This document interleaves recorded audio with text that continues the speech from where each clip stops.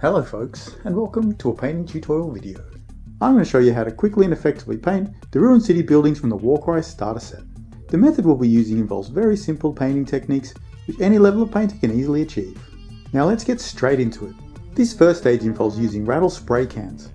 I strongly recommend going outside, or at least using these in a very ventilated area, as the fumes that come off these cans are quite toxic. You don't want to be breathing them in, so do yourself a favour and go outside. We are going to be using 3 different rattle spray cans for this first step. Let's get started with the black primer. I'm going to be using Chaos Black from Games Workshop, but you can use any primer, even cheap ones from your hardware store. Now we want to give the models an even coat, making sure that none of that grey plastic is visible. Alright, now that's done, let's go on to the first colour. I'm going to be using this reddy brown colour. Now for this coat, we want to spray from an upward angle, making sure that the paint lands on the lower side of all the detail. Try not to be too heavy-handed with this either, because we do want some of that black primer still showing through in the deepest recesses. And don't worry if it's a tad patchy, because a little bit of natural variation is most welcome. Now on to our second colour. I'm going to be using Games Workshop's The Fang, which is a light blue-grey colour. This time we want to spray from a high angle, or the opposite angle you sprayed the last colour from. We want the paint to land on the upper edge of all the details.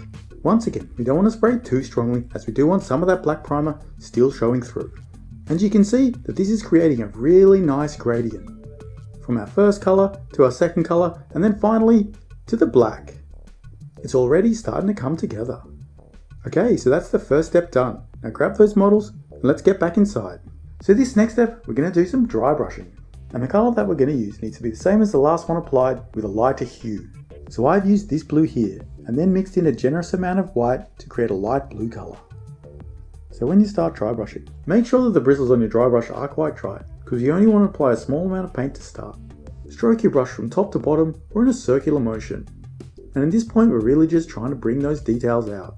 And you can see straight away they're starting to pop. You can focus a little bit of extra attention on the details near the top of the model or on the corners and edges. Make sure not to work the surface too hard at this stage, because you don't want to lose any of those nice transitions we built up with the spray cans. Now once all those beautiful details are standing out, it's time to get on to the next stage. Now I'm going to hit it with another coat of dry brushing. This time add some more white to your paint for an even lighter colour. Make sure that your strokes are going from top to bottom. Just imagine where the sunlight would hit the surface and paint those areas.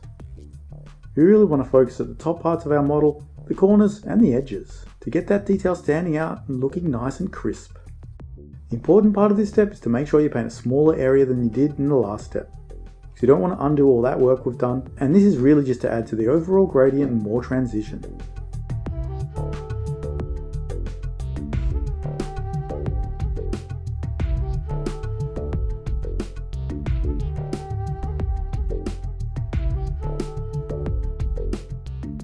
At the end of that step, you can see that dry brushing has really brought out those details to a nice level, whilst not overpowering the initial work we did with the spray cans and the primer. Now let's move on to the next step. This time we're going to focus on the wood and the metal areas. First thing we need to do is give them a base coat. And let's start with the metal areas. Now I've chosen to use silver paint here, but you could use a bronze or a gold. Just make sure to consider the overall look of your model before you choose which colour to use. So this step's pretty simple. We really just want to give it a nice even coat. Try not to get any of the metallic paint on the stonework you've already worked on. So just be careful when you've got your brush near those areas. If you do make a mistake though, don't worry too much. You can just wipe the paint away with your finger, or get a little bit of water on the end of your brush and gently wash it away. And if it is still a little bit messy, don't worry, because we can conceal it in a later step.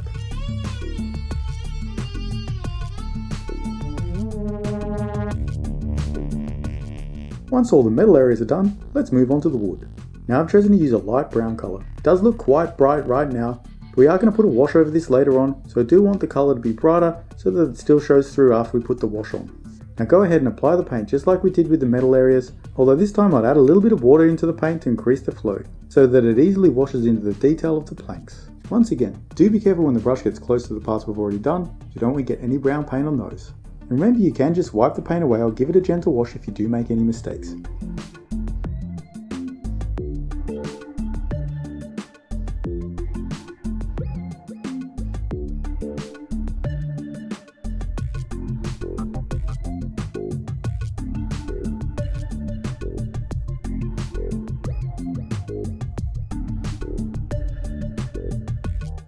Okay, now that step's done, it's looking really nice. If you were strapped for time, you could definitely leave it here, and your miniatures look really great amongst that terrain. And remember, you could always come back at a later stage and finish off the last few details. And I'm going to show you how to do that right now. There's only a couple of simple steps left, and then we're all done. So make sure those base coats are nice and dry, because now we're going to apply a wash and we don't want the paints mixing together. Let's start with the wood first this time.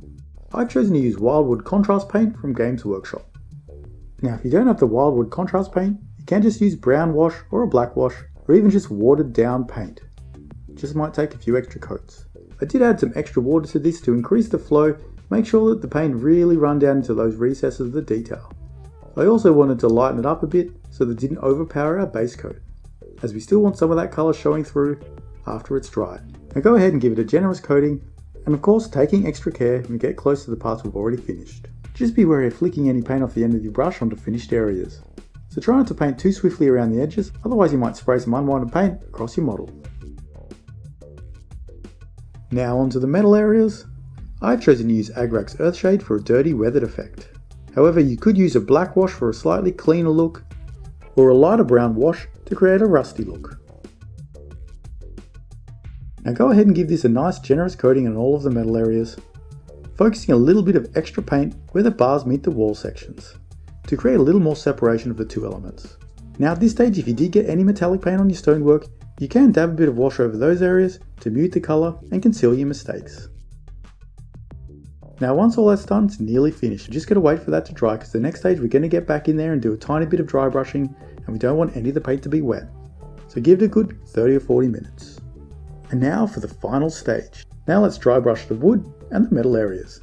I've used a light bone colour to dry brush the planks, however you could use a grey or a lighter brown. When you're dry brushing the planks, try and go across the grain to get the best results. They'll bring those details out nice and fast. You can also go in a circular motion, that works quite well. Just try not to go with the grain, as you might get some paint into those recesses, and that's what we don't want.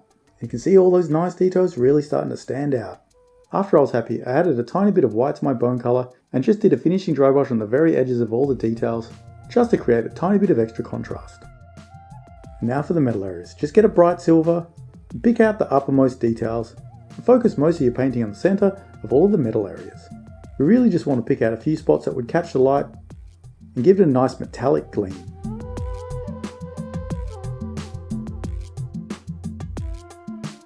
After looking at the model, I felt that I needed to do another last dry brush on the stone areas with a little bit more of a lighter blue. So I went back in and just focused on the very edges and corners just to make those details really stand out. This is an optional step, you don't have to do it, and if you got your dry brushing right in the first few steps, you probably won't have to do this anyway. I just felt that it needed a little bit of extra contrast.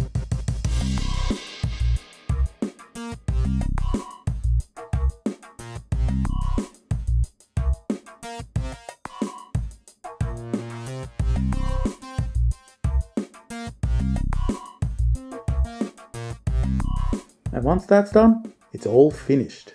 And that looks pretty fantastic to me.